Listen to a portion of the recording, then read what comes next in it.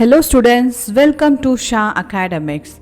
In this video, I am going to explain you about Class 7 Part 2 Dadi Maa was written by Shiv Prasad Singh. In this lesson, the author reminisces his grandma and her peculiar characters. It is my feebleness. The truth is quite difficult after come across merely 20 years of this divergent season, summer, monsoon and spring. I become absent-minded not regularly but often. My friends who are all my well-wishers to make me glad inform the imminent holidays when they see me face to face, but behind they banter me timid. I know I should not think of these, even no use of doing so, but I feel repeatedly a cold, smoky rays of autumn shade dancing in front of me. The monsoon arrived. All places in my village surged in water. The various grasses, medicinal herbs and onions were perished, spreading an odor. The pathway was dry. The boys were jumping, diving and playing in the pond. Each season has a special thing to discuss, think and rejoice. When mangoes and blackberries not available during Ashad, no worries. Flattened rice and jaggery not available during Agan, no problem. During Chait, if not get puffed rice and candies made of jaggeries, no worries. But during monsoon, if not dived or played in the smelly water, really a concern. This is my long time desire. I dived just for 1 or 2 after got ill. I like the feeling of mild temperature, headache. During that time, I had lemon juice and sago for the entire day. This time, it is not like that. The fever was intense. I was enclosed with more than 1 blanket. Night after 12 o'clock, the temperature subsided.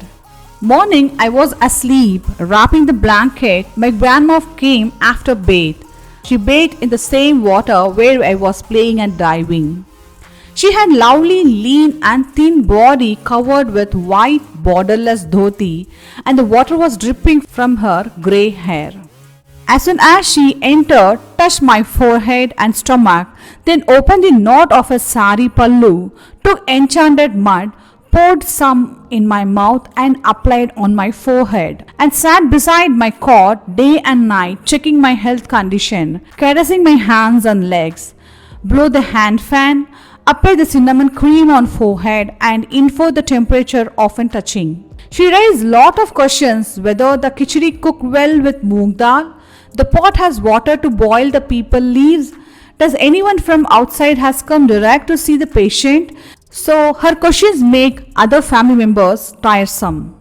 She was aware of merely 50 types of medicines. Anyone got sick, she go there and do the same.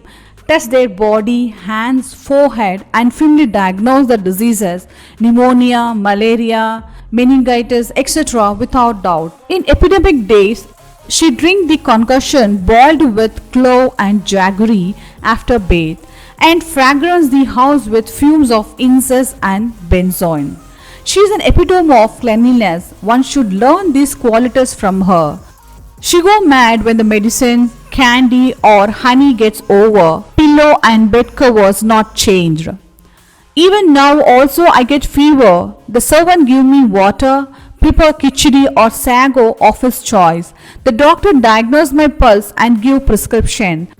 When I think of the bitter tonic, my fever go off. Kishan brother's marriage was fixed. No words to express her rejoice, enthusiasm and excitement. It was unable to see her in the house. Her gestures was like that she has the responsibility of the entire marriage.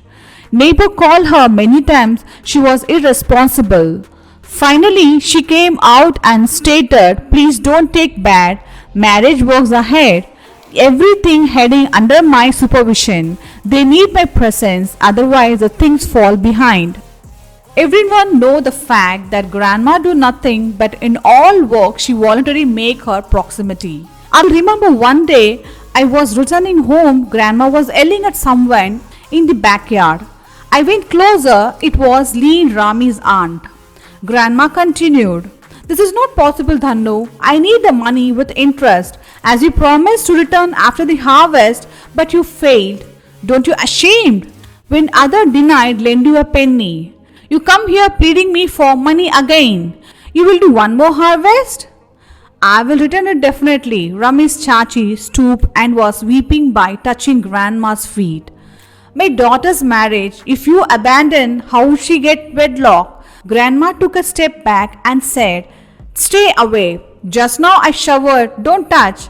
To avoid the unpleasant circumstance, I said, Grandma, poor lady, we'll give you back definitely. Go away, don't convince me, said Grandma. Then I moved to courtyard. After a few days, I forgot this incident completely. While walking on the street, on my way I met Rami's Chachi. She was praising Grandma equal to God. I asked, What happened, Dannu Chachi? She said, Grandma visited her house, waived all her old debts and gave 10 rupees considering Chachi's daughter as her and instructed to do the wedding grant without scares of anything. I said, that day she was scolding you hard. Chachi replied, this is the mindset of rich people. Even they don't scold after giving loan, no point in it. I was happily moved from the place. Few days left for Kishan brothers' marriage.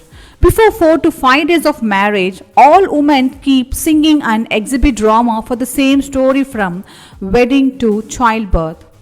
All characters in the drama performed by woman itself. I was sick and could not participate in the procession.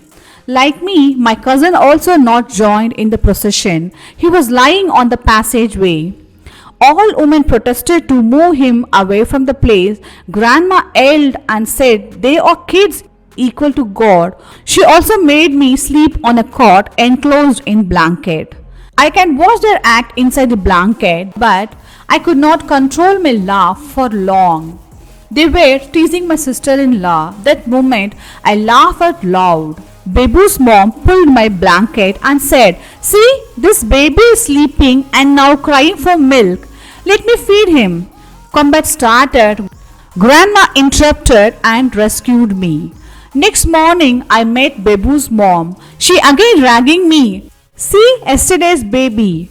I ran and stood behind Grandma. In fact, to escape from any offense, we approached Grandma for help, who is an idol of love and affection. The demise of Grandpa made her wretched. She failed the world and Grandpa cheated her. His back away from the pledge to accompany till her end. The people in the surrounding made unpleasant words behind her after Grandpa's death. The first year of Grandpa's demise, my dad spent extravagant, even though Grandma insists to spend less, but my father not. It was Magh, the extreme cold were penetrating in the bones. In this adverse weather, Grandma owned damp dhoti, seated in a corner house in front of a box. Lighted a diya placed over the box, invoking with 2 palms joined. I never seen tears in Grandma's eyes so far. Slowly I called Grandma. She asked, what is the matter? What do you want? I want to ask you something.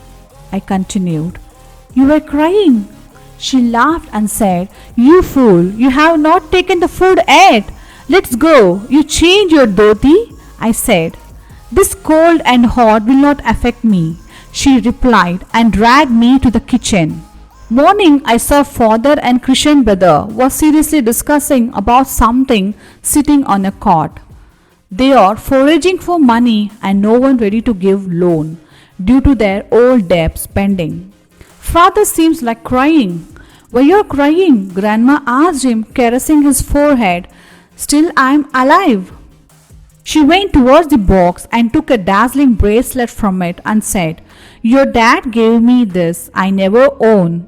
Assuming these situations, this is the remembrance of his descent. She wiped her tears and said, those days people think of the past and future too. Now, Grandma looked like a goddess who freed us from all curse. Her terrible, dominant image diminished from my thought. A crow plunged from a tall date palm and sat near my window, spread out his ugly wings. My hands are trembling holding the letter from Kishan brother. I don't digest the fact and often murmur within myself. What? Grandma is no more. So this is the story of Dadi Maa. Hope you understood well about the story Dadi Maa in this video. Please like, share, comment and subscribe my channel. Thanks for watching. Thank you.